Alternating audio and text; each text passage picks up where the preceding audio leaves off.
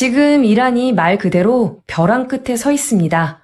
상황이 정말 긴박하게 돌아가고 있는데요. 어쩌면 우리는 지금부터 한 국가가 통째로 무너지는 순간을 목격하게 될지도 모릅니다. 시점은 2026년 1월. 이란 전역이 지금 불길에 휩싸여 있습니다. 이게 그냥 상상 속의 이야기가 아니고요. 현재 이란이 겪고 있는 여러 위기들이 최악의 상황으로 치달았을 때 충분히 벌어질 수 있는 아주 현실적인 시나리오입니다. 자, 그럼 한번 자세히 들여다보죠. 지금 이란은 단순히 한두 가지 문제에 부딪힌 게 아닙니다. 여러 재앙적인 위기가 한꺼번에 몰아치는 그야말로 퍼펙트 스톰의 한가운데에 놓여 있습니다. 지난 2년간 벌어진 사건들을 보면 위기가 어떻게 위기를 불러왔는지 알 수 있습니다. 2024년 5월 대통령이 의문의 사고로 사망하면서 정치적 공백이 생겼죠. 곧이어 2025년에는 미군이 핵시설을 공습하면서 안보 불안이 커졌고요. 거기다 대규모 탄광 폭발 사고까지 터지면서 민심은 그야말로 최악으로 치달았습니다. 심지어 이란의 중요한 동맹인 헤즈볼라 지도자까지 암살당하면서 외부 압박도 극에 달했죠. 그리고 마침내 12월 경제의 마지막 보루였던 화폐 가치가 폭락하면서 모든 것을 터뜨릴 뇌관이 되고 맙니다. 이렇게 오랫동안 골마왔던 문제들이 결국 전국적인 시위라는 형태로 터져 나온 겁니다. 그럼 이 모든 것의 시작은 뭐였을까요? 바로 경제였습니다. 사람들 주머니가 텅 비기 시작한 거죠. 2025년 12월 말에요. 리알화 가치가 정말 순식간에 휴지 조각이 되어버렸습니다. 이 초인플레이션 급등이라는 건요, 그냥 물가가 좀 많이 올랐다, 이 수준이 아니에요. 이건 국가와 시장 경제의 허리 역할을 하던 상인 계급, 바자리 사이에 존재했던 암묵적인 사회적 약속이 완전히 깨져버렸다는 걸 의미합니다. 그 결과는요, 정말 엄청났습니다. 2026년 1월 10일 기준으로 불과 며칠 사이에 이란의 31개 주 전역 무려 348곳이 넘는 곳에서 동시다발적으로 시위가 일어났습니다. 이 숫자 하나만 봐도 이번 봉기가 얼마나 빠르고 또 얼마나 넓게 퍼져나갔는지 짐작할 수 있죠. 특히 이번 시위가 이전과 완전히 다른 점이 바로 이겁니다. 시장 상인들, 노동자, 학생은 물론이고요. 심지어 과거에는 체제를 지지했던 보수층까지 거리로 쏟아져 나왔습니다. 시위도 부유한 자유주의 지역을 넘어서 정권의 정신적 심장부라고 할 수 있는 쿰 같은 도시까지 번졌죠. 이렇게 각자 다른 생각을 가졌던 모든 계층이 정권 퇴진이라는 단 하나의 구호를 외치며 뭉친 겁니다. 자, 이제 시선을 거리에서 권력의 심장부로 한번 옮겨보겠습니다. 겉으로 드러난 시위만큼이나 이란 정권 최고위층 내부에서 벌어지고 있는 정치적 불안, 바로 승계 위기도 아주 심각한 상황입니다.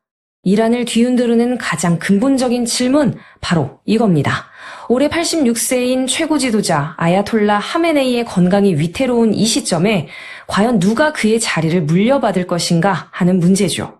근데 이 문제가 더 복잡한 건요, 유력한 후계자들이 정말 이상하게도 하나같이 사라졌다는 겁니다.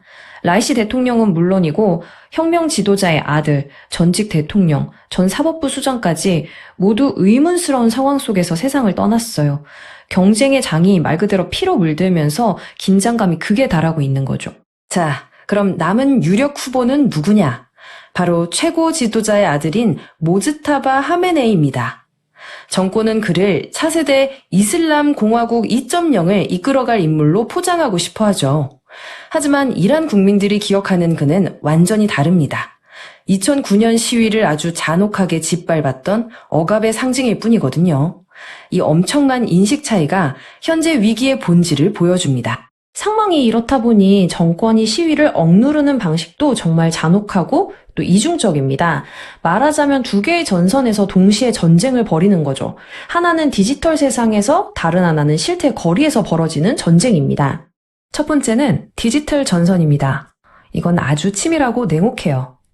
먼저 킬 스위치를 눌러서 60시간 넘게 전국 인터넷을 거의 먹통으로 만들어버립니다. 그러면서도 국가 기반은 인터넷을 쓸 수 있게 하는 화이트리스팅이라는 교묘한 방법을 쓰고요. 심지어 군용 장비까지 동원해서 외부 인터넷인 스타링크 접속을 90%나 막아버립니다. 시위대를 철저히 고립시키고 밖에서는 무슨 일이 일어나는지 전혀 알 수 없게 만들려는 거죠. 그렇게 인터넷을 끊어놓고 세상의 눈을 가린 뒤에는 정말 끔찍한 물리적 폭력이 벌어집니다. 보안군은 시위대의 머리와 몸통을 조준해서 실탄을 쏘고 사람을 살려야 할 구급차로 병력을 실어 나릅니다. 부상자들을 치료하는 병원에 들이닥쳐서 사람들을 체포하고 신의 적이라는 죄명을 씌워서 재판도 없이 처형해버리죠. 고문으로 받아낸 거짓 자백을 TV에 내보내면서 공포 분위기를 만드는 건 이제 일상이 됐습니다. 자, 이제 무대를 이란 밖으로 국제사회로 넓혀보겠습니다. 특히 지금 이 상황을 아주 예의주시하고 있는 미국 이야기를 좀 해보죠. 미국 내에서는 아주 뜨거운 논의들이 오가고 있습니다. 이 한마디가 미국의 바뀐 태도를 아주 극명하게 보여줍니다. 트럼프 대통령이 소셜미디어에 직접 올린 글인데요. 시위대에게 기관을 장악하라, 도움이 가고 있다고 대놓고 말한 겁니다.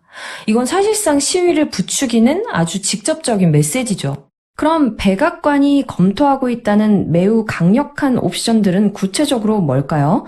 우선 온라인에서 반정부 목소리를 지원해주고 비밀 사이버 무기로 정권의 통제 시스템을 마비시키는 방안이 있고요. 스타링크 단말기를 이란 안으로 보내서 정보의 숨통을 틔워주고 더 강력한 경제 제재를 가하는 방법도 거론됩니다. 그리고 최후의 수단으로 군사 공격 가능성까지 열어두고 있습니다. 미국의 개입 범위가 생각보다 훨씬 넓다는 걸 알 수 있죠.